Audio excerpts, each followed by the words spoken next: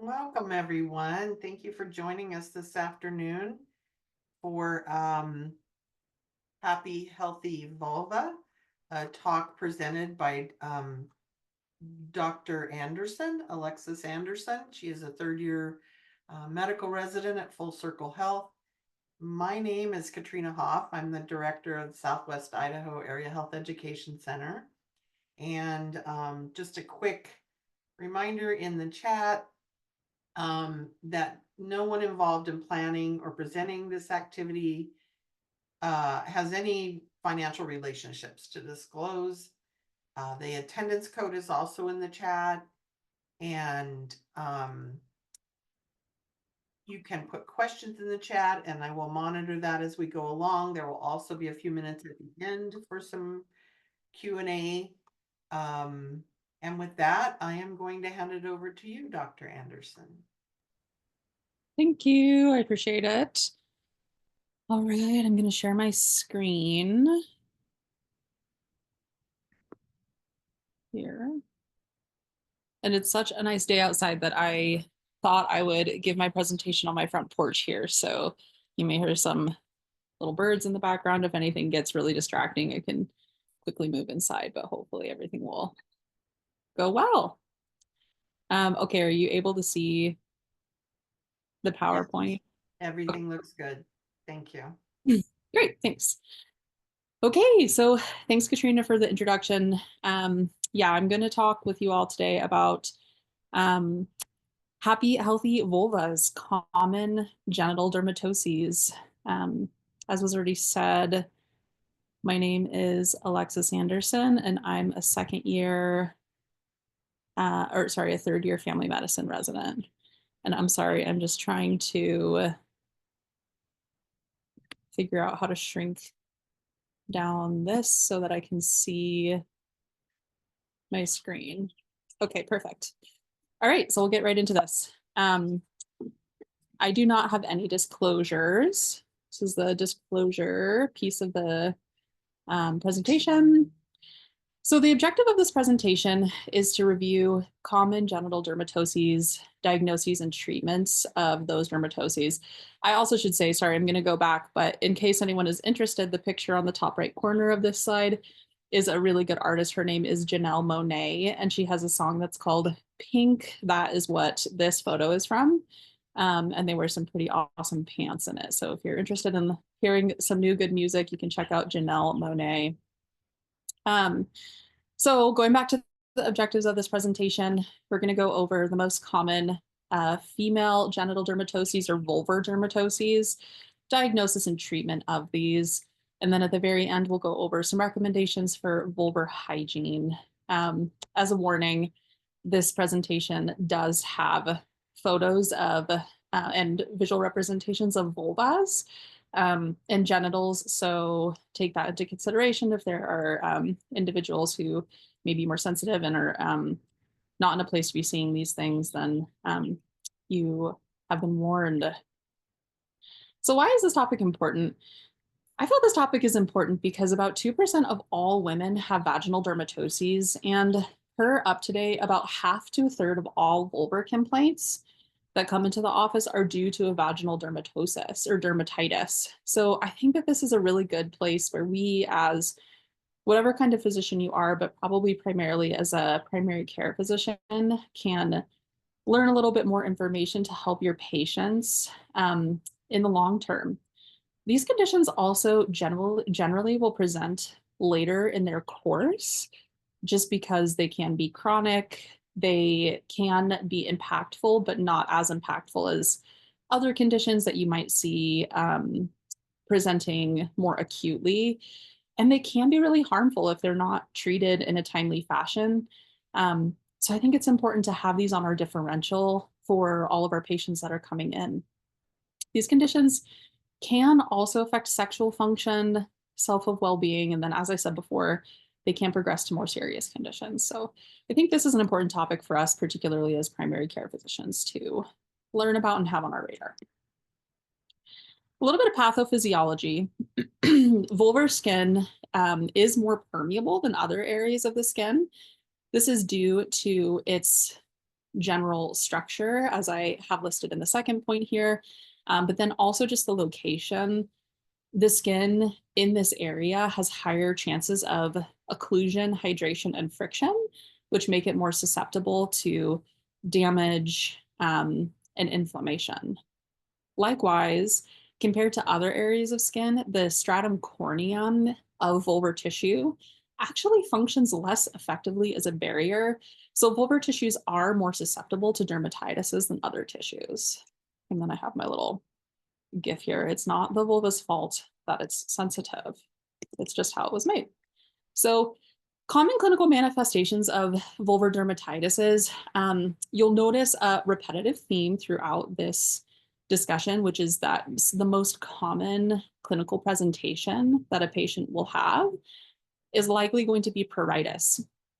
The board question generally for vaginal dermatitises and dermatoses usually brings in a nocturnal pruritus component as well, but patients can also present with pain, burning, stinging, or rawness.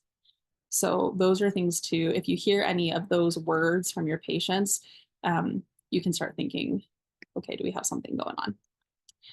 So this is just a preparation photo or a preparation slide.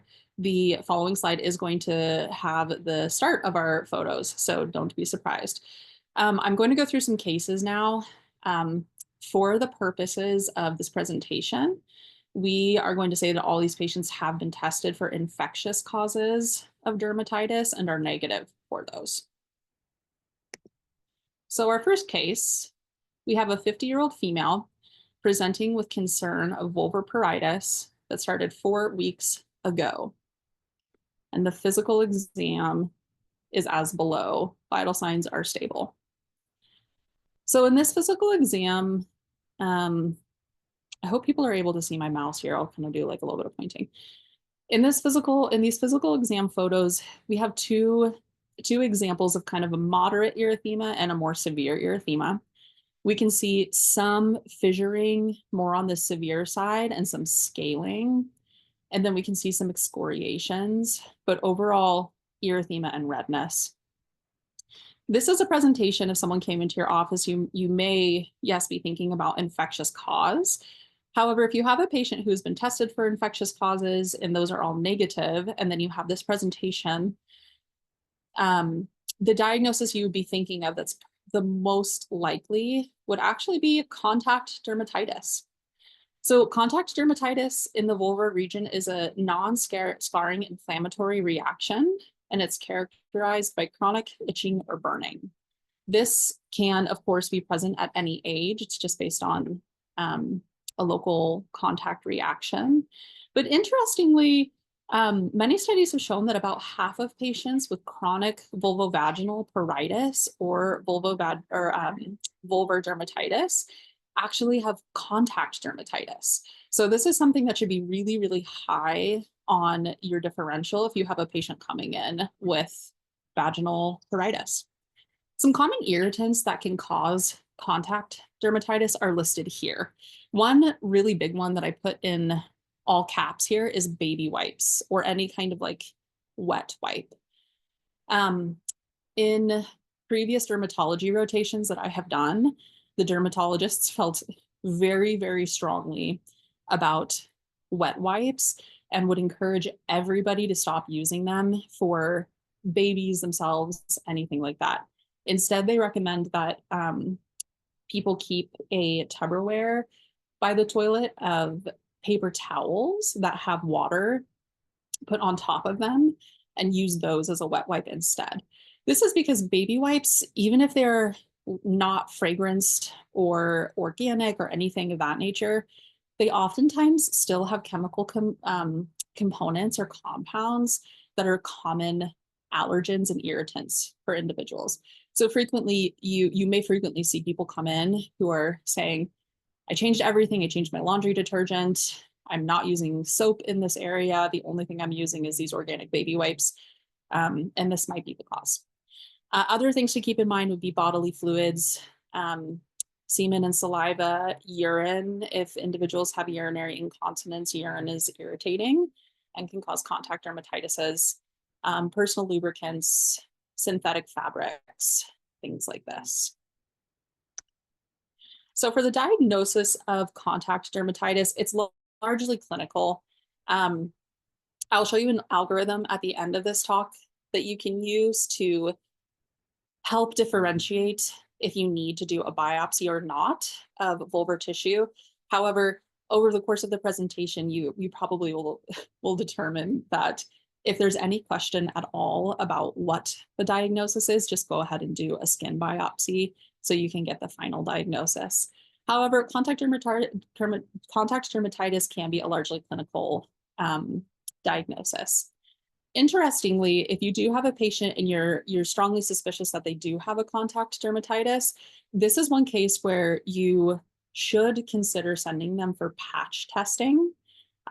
There were a few studies actually, but this one just quotes one study that I saw demonstrating that there's a 25 to 60% utility for patch testing for people who have chronic vulvar contact dermatitis, just to help them figure out what is triggering their symptoms and then avoid that trigger. So that can be helpful. And then the treatment of contact dermatitis, on my little like soapbox here, no wet wipes, but primarily is removal of the irritants. So we want to, you in theory would like to find out what is causing the irritation and then remove it. Also counseling patients on vulvar care can be helpful in these patients. And then you can do some symptom management as well if people are really symptomatic from this condition. Symptom-based managements include topical steroids, and you can use a potency just depending on the chronicity and severity of their symptoms, and then oral antipyretic medications such as cetirizine and hydroxyzine. Of note, you will also see topical steroids being kind of on repeat here for treatment for many of these conditions. It's important to remember that for vulvar dermatoses, for vulvar dermatitis, we only want to use ointments, no creams or lotions, because creams and lotions can have alcohol components in them that can be irritating to the vulva as well. So ensuring that if we're doing topical therapies, it's only in an ointment form. Okay. So we'll move to our second case here, a 50-year-old female with a history of vulvar pruritus, again, for many years. And we have our physical exam as below. So in this physical exam, it looks different from the last. There's not quite as much erythema here, but what we do notice is some thickening of the vulvar skin in these areas, some accentuation of normal skin markings you can see, such as in these areas, almost an exaggerated or edematous appearance of the vulva, and then sparse or broken up pubic hair in the area where we're seeing skin changes. This condition, you probably all have seen, is lichen simplex chronicus. This is another example of lichen simplex chronicus. Similarly, in this photo, we can see the exaggeration of the skin folds, a thickening of skin here, and then sparse pubic hair changes as well. So lichen simplex chronicus is also a very common cause of vaginal dermatitis. About 10 to 35% of patients in vulvar specialty clinics present with this. So between this and contact dermatitis, that's quite a lot of patients already that we're covering with just these two conditions. Lichen simplex chronicus is a chronic, non-scarring inflammatory disease. This is characterized by intense, unrelenting itching and scratching. This condition is the one with the buzzword for the itch scratch cycle. You may have heard of the itch scratch cycle, and that is referring to this condition. Oftentimes, like the board style question would have a patient who's reporting frequent nighttime itching or sleep disturbance from genital itching. And this most often presents in mid to late life. Interestingly, this condition is in some circles thought to be a variant of atopic dermatitis. And about 75% of patients who have this do also have a history of seasonal allergies, asthma, or eczema. So this possibly, as I said before, could be a localized variant of atopic dermatitis. Here's another photo of lichen simplex chronicus. This, again, we're seeing the thickening of the skin. You can see here, this appears to be more of a chronic lichen simplex chronicus pattern. The skin here is almost leathery or bark-like. We can see exaggeration of the skin folds here as well. And then again, sparse or thinning pubic hair in the areas that are most commonly affected. For lichen simplex chronicus, there can be areas of scaling as well. And then you can have hyper or hypopigmentation. So you can have either in this condition. The diagnosis of lichen simplex chronicus is also a clinical diagnosis. But once again, if there's any concern, it would be important to proceed with a biopsy if there's any concern for malignancy or no response to therapies. So sorry, everybody. Oh, never mind. Sorry, there was a garbage truck coming by my house, so I thought it was going to be very loud and that I would have to move, but we're okay. So treatment of lichen simplex chronicus. So I know initially in the slides that I said that we're assuming that all of our individuals in these cases have been tested for infectious etiologies, but just something to pique your brain. If you see someone with lichen simplex chronicus, you certainly want to do fungal testing for them because chronic candidiasis is a very common cause of lichen simplex chronicus. Other treatments, the more definitive treatment for lichen simplex chronicus is breaking the itch scratch cycle, because that is what is causing friction in this area and is causing skin changes. So educating our patients on this and then doing some symptom-based therapies, as I will discuss in just a moment, to help break that cycle. Similarly, as contact dermatitis for these patients, you would want to educate them on vulvar hygiene and avoiding irritants. And then for symptom-based therapies, we would want to do a medium or high potency steroid for these patients as well, again in an ointment, and this would be topical. And then you would have them return in 4 weeks to reassess and see how the skin condition is progressing. These patients can also benefit from oral antipyretics as needed, particularly when they are going to sleep at bedtime. This can be a condition that is particularly beneficial to give an antipyretic agent to help them sleep through the night and not have those nighttime disturbances. This condition can often have treatment failure.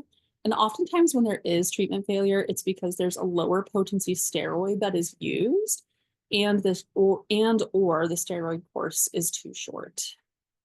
So as we've kind of touched base on already, the main fundamental treatment of this is to stop the itch and control the itch cycle. So that's kind of our main goal with this condition.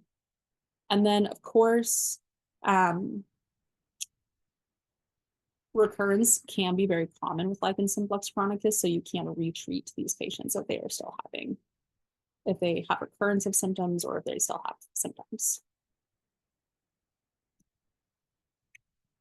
Okay, here's our next case.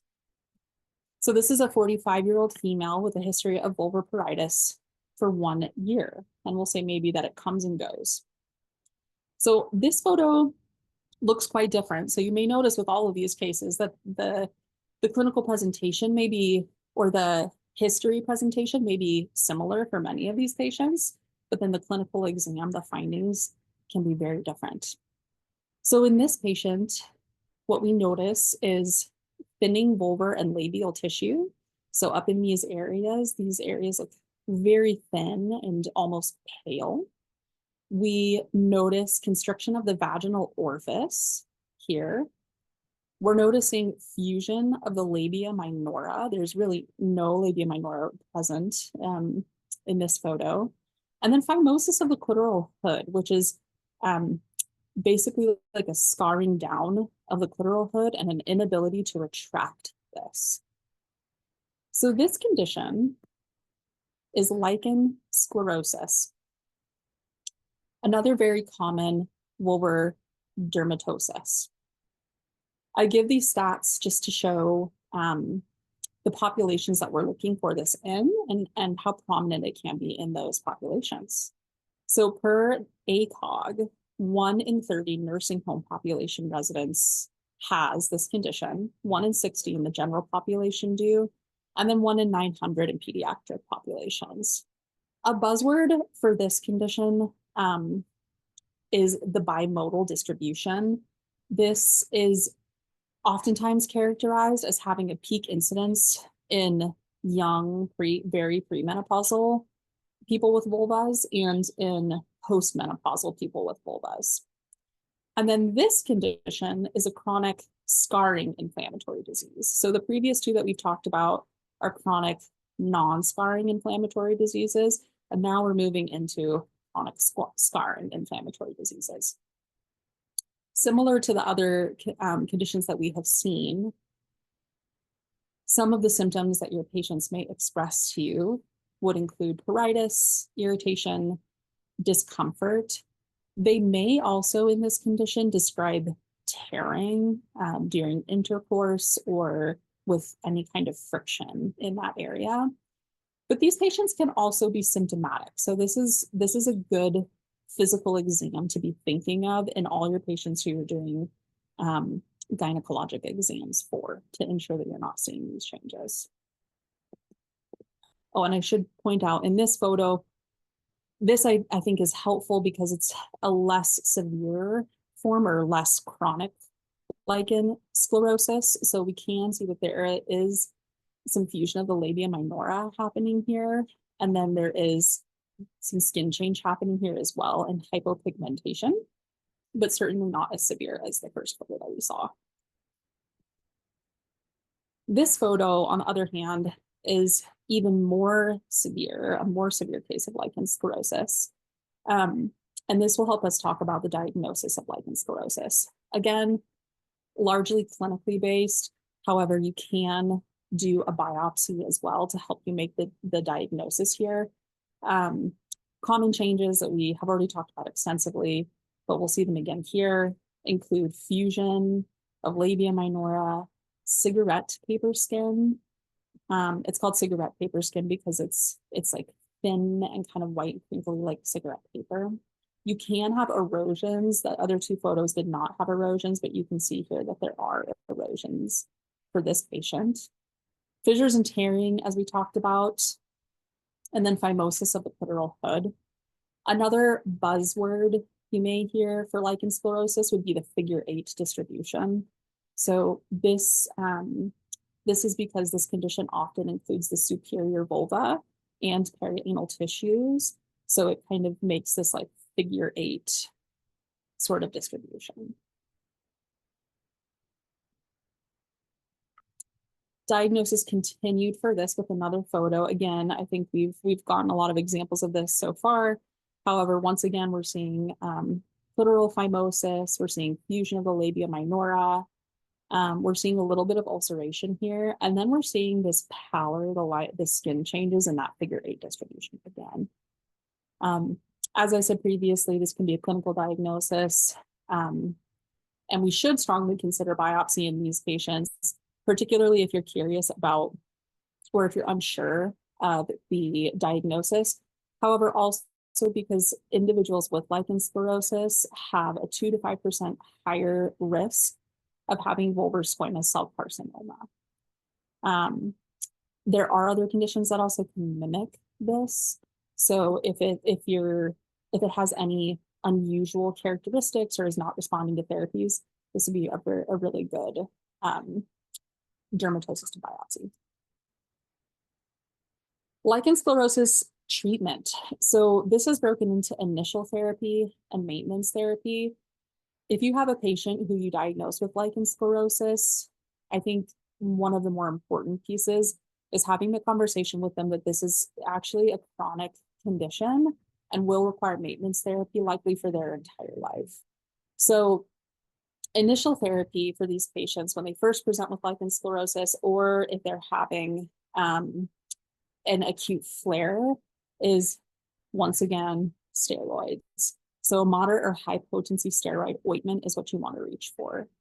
The ACOG, in conjunction with the British Dermatologic Society, has a recommendation for clobetasol 0.05 nightly for 4 weeks, then alternating nights for 4 weeks, and then 2 times weekly for 4 weeks, with monitoring them at 3 months from initiation to ensure that they're having an appropriate response to this medication.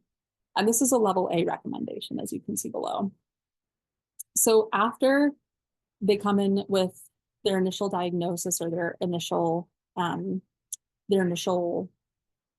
presentation, once you have them in remission from that initial presentation or a flare, you want to talk with individuals about maintenance therapy. The recommendation here is that it's tailored to the individual, and you want your patient to be using the least amount of possible steroid that will control their symptoms. So essentially, you'll down titrate with your patient to find where they can be using the least amount of steroid, but not having recurrence of their symptoms. For some people, this could be like 2 times a week indefinitely. For some people, it could be 1 time a week, 1 time every 2 weeks, just depending on that patient's specific pathology. And that is a level B recommendation, using long-term corticosteroid therapy to maintain normal skin color, texture, and to prevent scarring. Important here to realize that this is the level B recommendation because I think we often think about not using steroids in these areas because they can have negative effects, right? Like skin thinning, things like this. However, in these conditions, the risk of not using a therapy and keeping their disease at bay is higher than the risk of side effects of topical steroids. And then for lichen sclerosus, if you have an individual who is failing treatment or is resistant to steroid treatment, you can consider doing an intralesional injection of triamcinolone. If you are doing an intralesional injection of triamcinolone, the recommendation is that you have a biopsy that is ruling out malignancy to ensure that you're not continuing to try to treat something that is actually something different. However, if you certainly have a diagnosis of lichen sclerosus and it is not responsive to topical corticosteroids, then you may try a 1-time intralesional injection of triamcinolone. There isn't any evidence for repeating the dose of this, so that would just be 1 time. And then furthermore, if your patient is still not responsive to the topical or intralesional corticosteroid, you can consider topical calcineurin inhibitors. Once you get to that point, you would likely be reaching out to a specialist to assist you with that therapy. Okay, so our next case, this is a 45-year-old female with a history of vulvar pruritus for 1 year. Again, and then physical exam as below. And here we're noticing deep, painful erosions, particularly in the posterior vestibule here.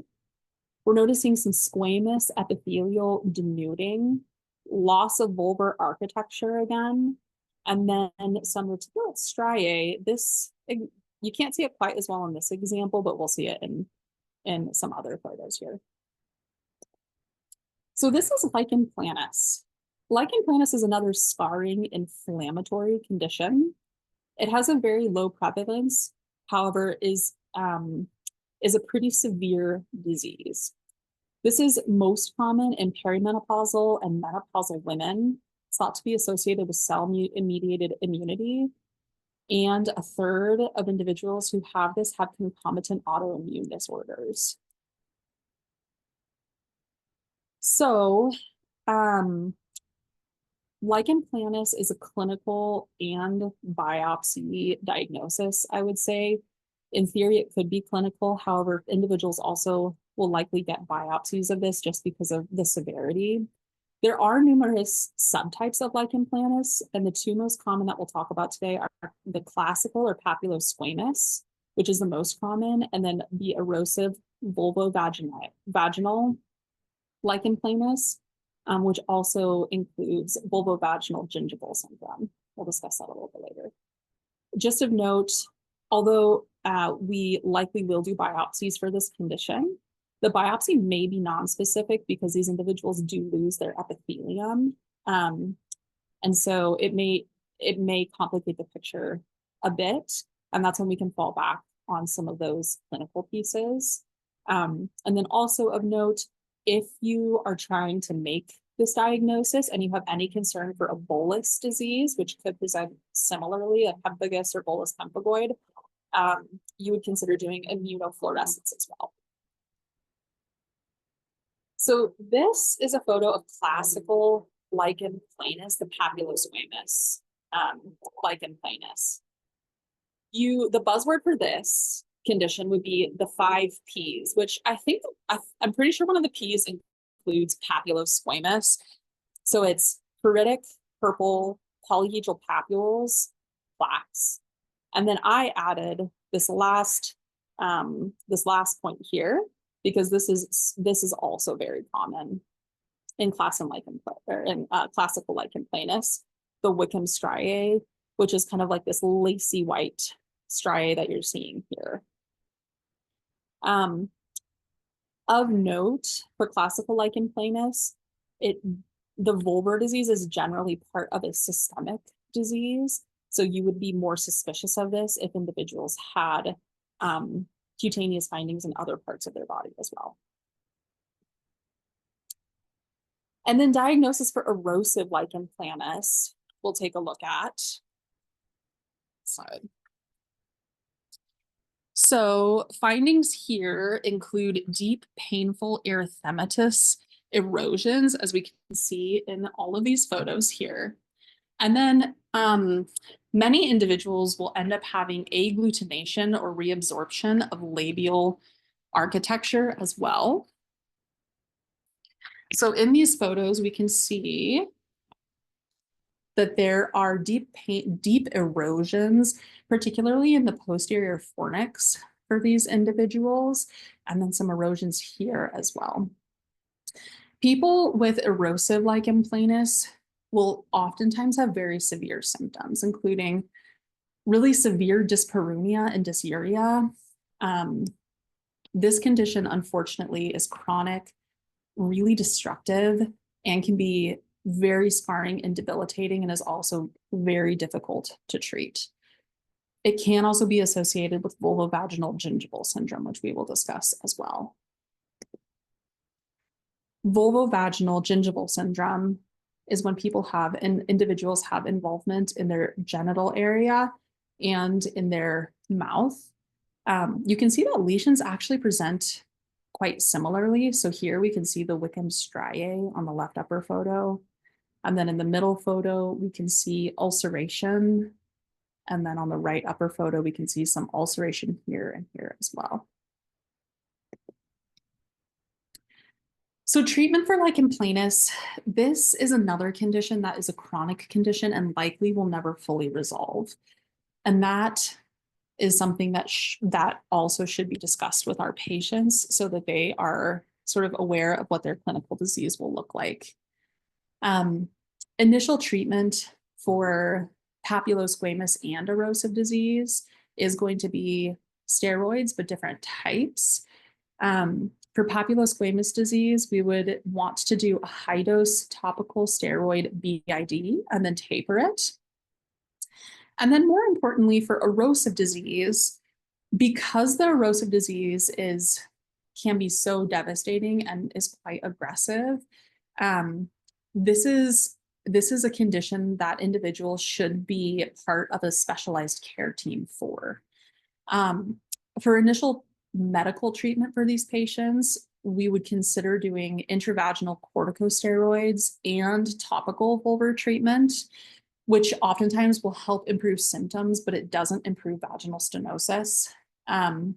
For erosive disease, I don't believe I said this earlier. However, the erosions oftentimes, because they are denuded, they can end up fusing together and causing almost near obliteration of the vaginal canal. And so in these patients, having the topical steroids does not necessarily decrease the risk of that stenosis. So there's also a recommendation for them to regularly be using graduated vaginal dilators to prevent vaginal scarring and obliteration of the vaginal space. As I said before, erosive disease is a lifelong disease and has many impacts on the day-to-day life of the patient. So a specialized multimodal team is really important in diagnosis and treatment of these patients. Having a medical team to manage flares and medications, having a behavioral health team to help them work through these really challenging changes that are occurring in their body, and supporting self-confidence and relationships, having nursing and office staff to help make sure that these patients are getting the resources that they're needed is really important in these patients. So definitely folks that we want to be really keyed into their medical teams here. Okay, and now moving into a 45-year-old with a history of vulvar pruritus for a year, another patient with the same symptoms. Here we're noticing a very different exam, however.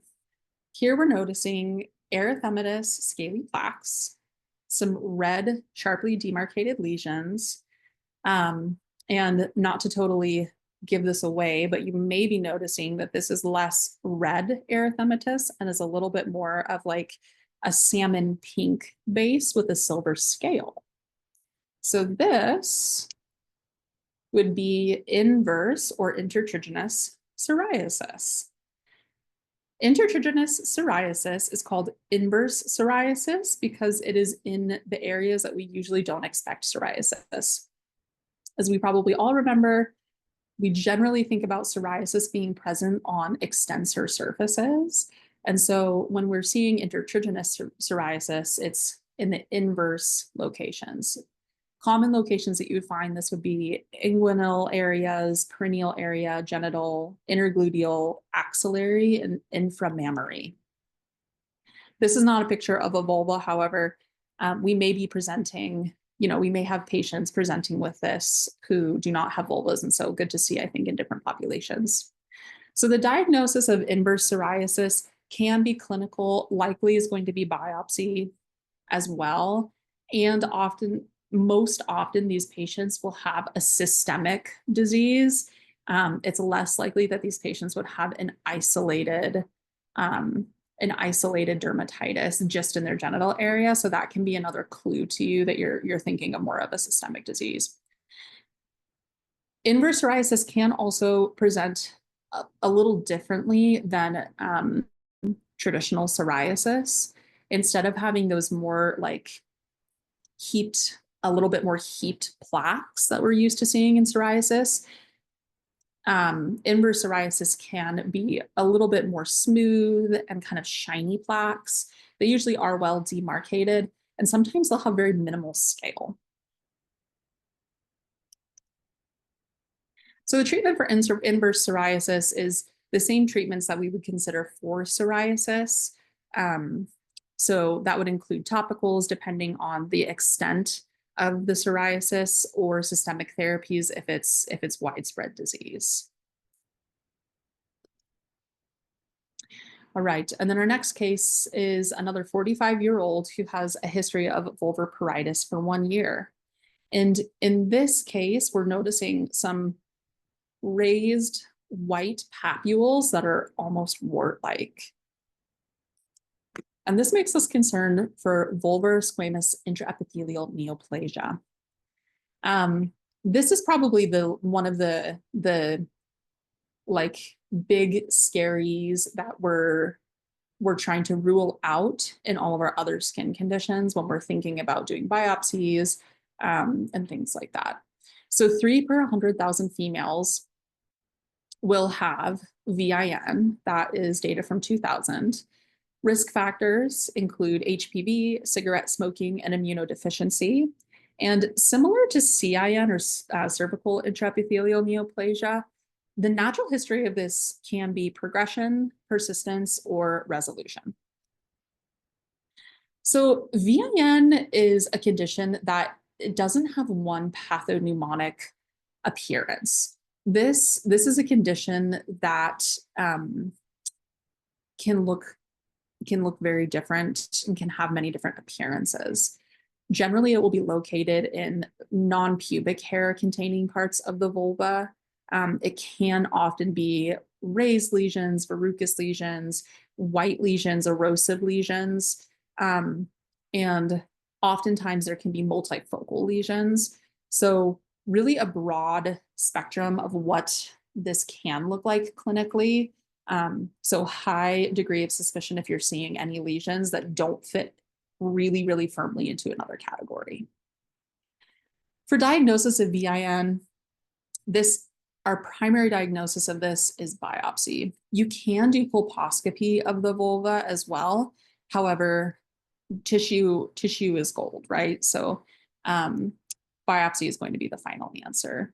Again, here, just noting that if there are any lesions that are not exactly fitting into a benign clinical picture, any lesions that are not responding to therapies, those are lesions that we would strongly recommend that there's a strong recommendation to biopsy to ensure that we're not missing VIN. There also is a recommendation from ACOG that if there are multiple lesions present on the vulva, that there's a biopsy conducted on each one of them. So this is another photo here of potential VIN. For the diagnosis of VIN, we talked about doing biopsy, and then the histopathology of this is it's different from CIN. However, we put it into categories kind of similar to CIN. So we have LSIL or low grade, and then HSIL or high grade. For LSIL, you just have cytological atypia.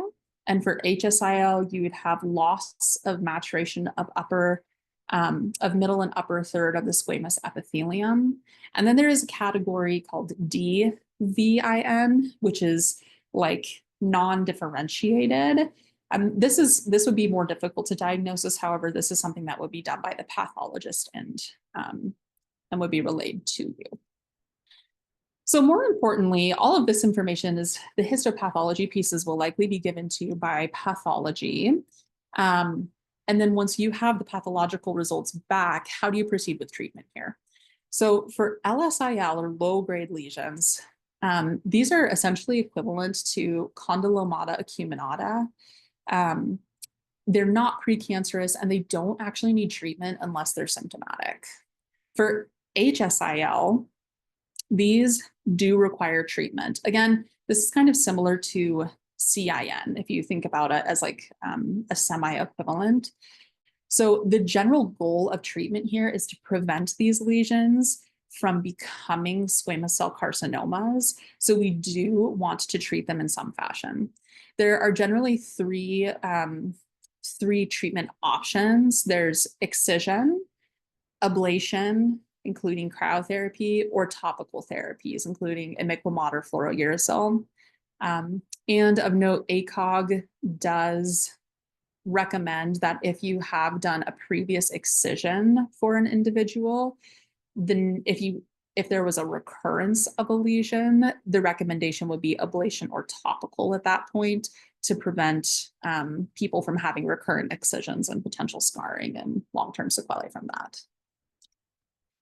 And then something to remember here is that we need to follow up with these patients more closely to ensure that they're not having recurrence of disease or new disease. These are individuals that need to be in follow-up every 6 months for 5 years, and then they need to have an annual surveillance as well following that. Regular follow-up or post-treatment follow-up for these patients would just be a really good vulvar or genital exam to ensure that you're not seeing any recurrence of these diseases or these lesions. And now, kind of moving towards the end of the lecture here, so I'll just go through a few a little less common but important vaginal dermatitises or dermatoses that you may see. These will just be one slide each, so it'll be kind of like the quick and dirty, but things to just kind of keep on the differential if you're seeing individuals come in with skin changes in these areas. Extramammary Paget's disease. This is a slow-growing cutaneous cancer. Definitely need to do a biopsy for diagnosis. And if you see individuals with this, you certainly want to be working them up for underlying malignancy, because that could be contributing here. Vulvar pain syndrome called vulvodynia. This is a syndrome where patients often will present with a burning sensation in their vulvar tissues, and allodynia, allodynia being pain with like light touch. And they likely won't have any cutaneous changes. These are oftentimes patients who have had numerous workups. They have had bacterial testing, fungal testing, potentially even biopsies, and everything looks normal, and they are still having really significant symptom burden. Diagnosis for these patients, you can do a Q-tip test, and they will likely have pain with light touch. And this is really a diagnosis of exclusion. So important to remember that we really do need to be testing for all the other causes of vulvar pain and pruritus before making this diagnosis as vulvodynia. And then finally, this is just not even really fair because this is this would be a whole presentation on its own, but genitourinary syndrome of menopause, which is the new terminology that's used for vulvovaginal atrophy. But this is a condition that occurs in postmenopausal people with vulvas. Most common symptoms include dryness, thinning of epithelium, inflammation. Oftentimes, individuals will have urinary symptoms. And this is all secondary to a loss of estrogenation of tissues. The diagnosis for this is generally clinical, and treatment for this is generally replacement of estrogen, which can just occur topically. But again, that is like a whole talk in itself. So yeah, that's just a quick overview. And then finally, this is just a slide going over the happy, healthy vulva recommendations. So as we discussed in the first two cases, so contact dermatitis and lichen simplex chronicus, are conditions that can benefit from appropriate vulvar hygiene. And so there are really good resources that you can look at if you have any questions about vulvar hygiene on UpToDate and with ACOG. But general recommendations include avoiding irritants, obviously, avoiding soap on the vulva, only water, or ensuring that if you are using soap, it's a non-fragrance or like very gentle soap. Only using preservative-free unscented emollients on the vulvar skin if you need to moisturize in that area. Possibly using peri-care bottles after urination to ensure that urine isn't staying on those tissues and causing inflammation. Using 100% cotton unscented pads and tampons. Certainly using appropriate lubrication during intercourse and making sure that that is also unscented, and often the best recommendation is for silicone-based lubricants. And then some resources quote wearing loose-fitting clothing as well. Those are all pieces that can help individuals with the most common causes of vulvar dermatitises, either prevent recurrence of those dermatitises or help with symptoms. These are some resources that you can use. As I said previously, ACOG and UpToDate both have really great lists that can help inform you regarding vulvar care. And these also have a lot of great information just about the most common vulvar dermatitises. If you have any questions. And then, as I promised at the beginning of this presentation, here is a helpful algorithm that I did find on the ACOG website. If you have a patient who's presenting with vulvar pruritus, chronic or acute vulvar pruritus, this can be a helpful place to start. As we saw in this presentation, every one of these cases was an individual who's presenting with chronic vulvar pruritus. So oftentimes these, as I've said previously, these conditions can present from a history perspective very similarly. And so it can be a little challenging to really parse out what we're thinking about and what we're looking for. So this can be a really helpful algorithm to say, okay, what's on my differential and what are the steps that I need to do to move forward? Some final recommendations. As I stated before, vulvar dermatoses are conditions that can go for long periods of time without people bringing them up. I've had so many patients, even in residency, who have just had vulvar dermatitis or vulvar complaints for years and years and years because they thought it was just a normal part of their life and their journey. But these conditions can cause really significant long-term sequelae and can lead to neoplasias and can be really life-limiting and make people uncomfortable and all of those pieces. So I think asking our patients as part of an annual exam if they're having any vulvar complaints or concerns is a really great step. And then keeping a very broad differential if you have patients presenting with this. And then, of course, biopsy tells all. So when in doubt, take some skin, take a sample of skin. And these are my resources that I used. That is all. Let's see, I was not looking at the chat, so I can see if there are any questions in the chat here. I don't think I saw any questions in the chat, Dr. Anderson. Thank you so much for this really important topic and education. If anyone has questions for Dr. Anderson, please feel free to go ahead and speak up, unmute yourself, or put it in the chat.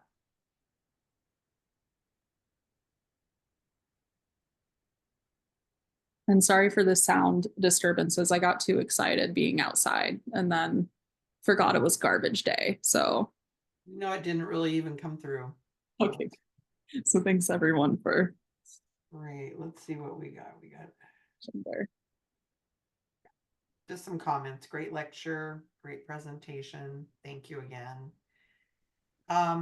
Alexis, I really enjoyed that talk. Thank you for doing it. It was a great set of pictures and differentials to kind of think about. And I'm sorry for showing up a few minutes late, but I do think it's just a good reminder as we do less and less pap smears with appropriate interval screening to ask these questions so that we can do exams when indicated. So thanks for this talk. Thank you. Any other questions or comments for Dr. Anderson? Okay, I want to remind everybody to please, you'll get an email with a link for an evaluation. Please be sure and complete the evaluation. That really helps us. I'd also like to invite you to a special session on May 7th, and that is the Idaho Medical Association Legislative Review with Susie Keller, the IMA CEO, and Mike Cunnington. And that will be on May 7th, and you will receive more information about that. We'd love to see you at that one as well. Our next offering in the series here is following the legislative review is May 14th with outpatient COPD management and Dr. Isabella Farina. With that, thank you all very much and have a great rest of your day. Thanks so much. Thank you.